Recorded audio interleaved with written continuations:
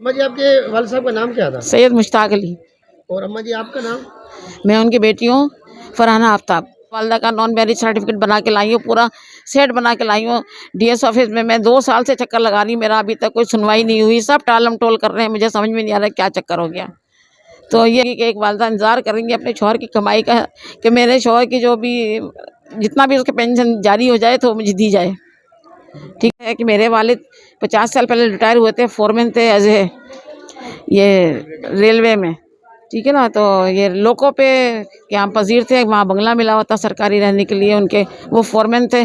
तो उन्होंने जो फंड वगैरह 58 में मिला था तो वो मिल गया, उसके बाद उनके पेंशन जारी नहीं की गई। उसी सिलसिले में मैं सक्कर आई थी डीएस, तो सक्कर डीएस को कोई कानून ही नहीं पता है। वो कह रहे हैं हमें नहीं पता उस ज़माने का। तो मैंने कहा आपको तो एक्ट मालूम होना चाहिए किस एक्ट के तहत दिया जाता है। तो उन्होंने उनको पेंशन जारी नहीं की। अब जब एक इंसान 42 साल नौकरी करता है तो उसके बाद जब वो 60 साल का हो जाता है उसको रिटायर कर देते हैं। जब रिटायर कर दिया तो उसके बाद वो कहाँ जाएंगे जॉब करने के लिए? 30 साल में भी जॉब नहीं मिलती है तो 60 साल वाले आदमियों को कहाँ से जॉब मिलेगी? तो मेरी ये अपील है कि उस वालिद साहब की पेंशन जारी की जाए।